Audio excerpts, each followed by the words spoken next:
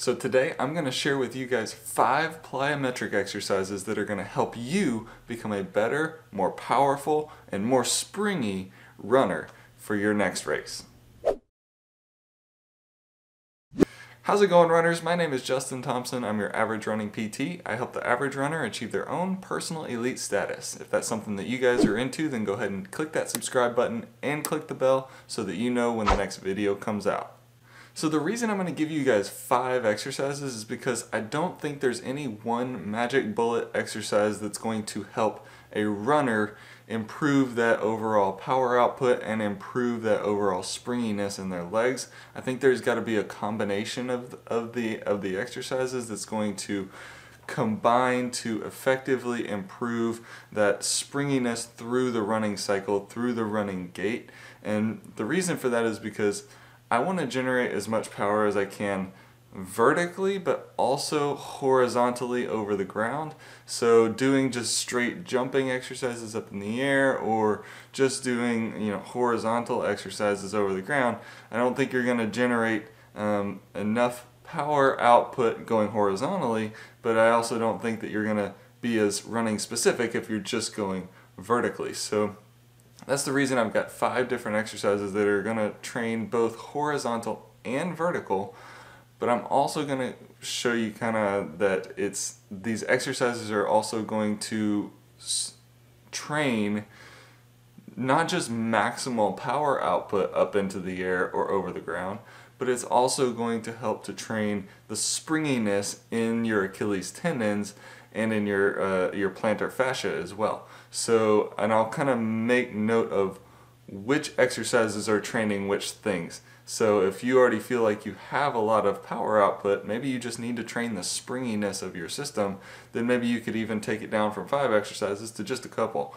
So let's go ahead and jump into these exercises so that you guys can see kind of the difference between some of these, and so that you guys can start to implement these into your own strength or plyometric training routine.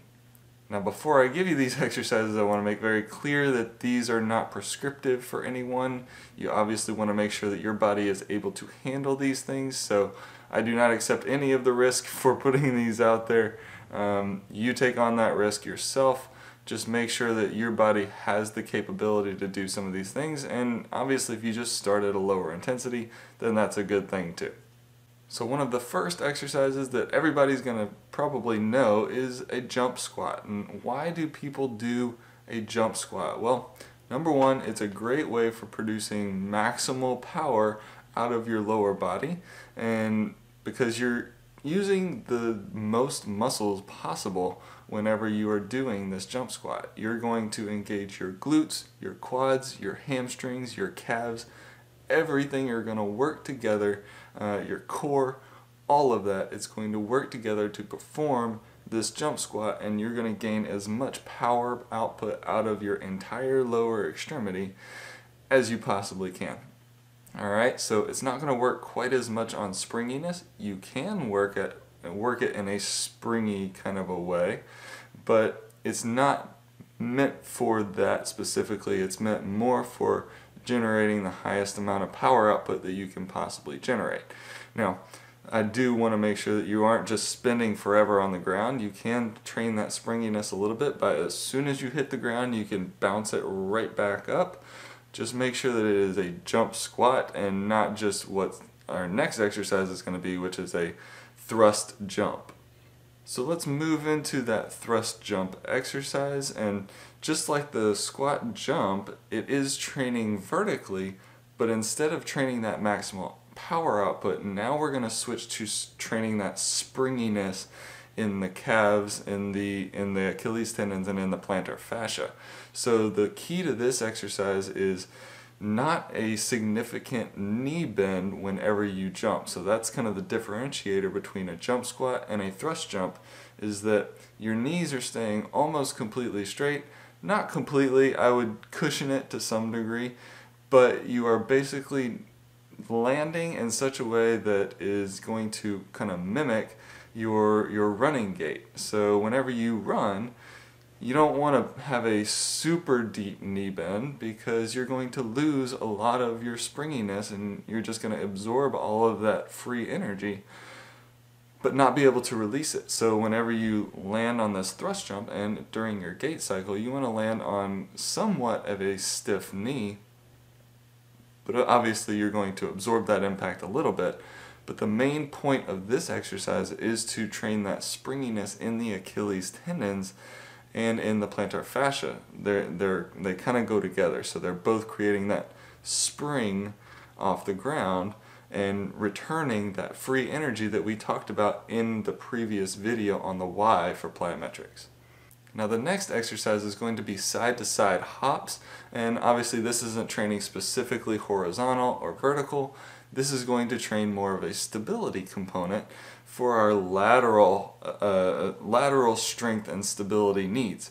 So, the thing is, whenever we're just doing running straight ahead, we're not getting a lot of that lateral strength and stability that is going to be extremely beneficial for just adding in some extra power and strength and stability to our forward running.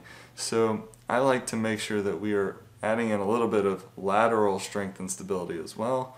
And this exercise is going to help with that.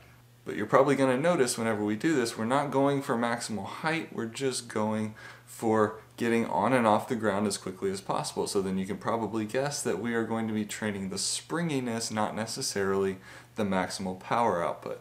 Okay, so again, training the springiness, we're just doing it in a slightly different plane.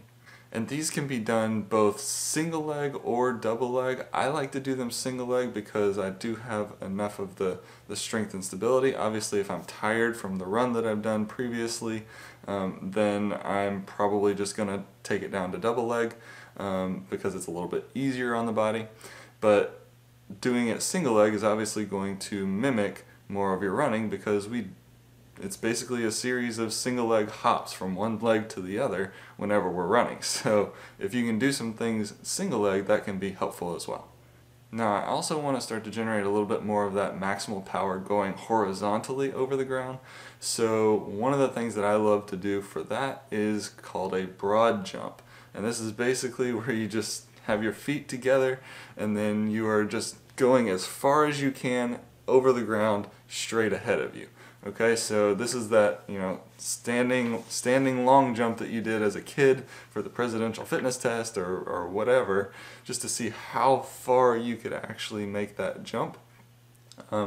Training that power over the ground rather than straight up into the air. So this is a little bit more geared towards the runner who needs to get over the ground and not just straight up like you're trying to dunk a basketball. Okay, so we've got the horizontal maximal power output, but how do you actually train the spring going over the ground? Because this is basically what you're doing when you're running. You are springing over the ground here and trying to minimize the amount of vertical oscillation, but trying to get as much of that horizontal. So what I would recommend when you do this is a bounding exercise from one leg to the other, trying to get as much distance out of each stride. And obviously this is basically just running with as long of a stride as you possibly can and trying to get from one foot to the next as quickly as possible. You want to make sure that you're spending very little time on the ground when you're doing this.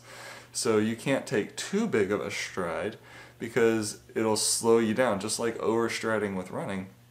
But you do want to take a nice big long stride that's going to help you with increasing a little bit of that power output, but you're also trying to transition from one foot to the other so that you are training that springiness over the ground as well. So if we go back to the previous video where we talked about the why behind plyometrics, we're talking about increasing the rate of force production, but we're also talking about increasing the springiness and the reliance on your tendons to produce a force that is not going to use up your muscles as much. So you have that capability to store and release energy in your tendons. So that's what we're trying to train here. Rather than just training the muscles, we're trying to train the tendons to actually generate or to accept and offload that power as quickly as possible.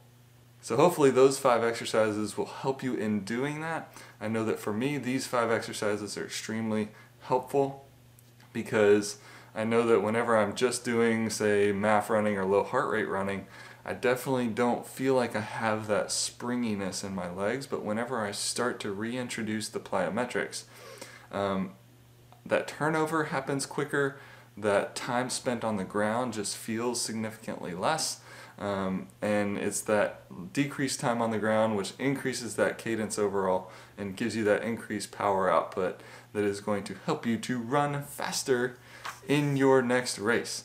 Okay, so go ahead and start to implement these. Let me know how that works for you.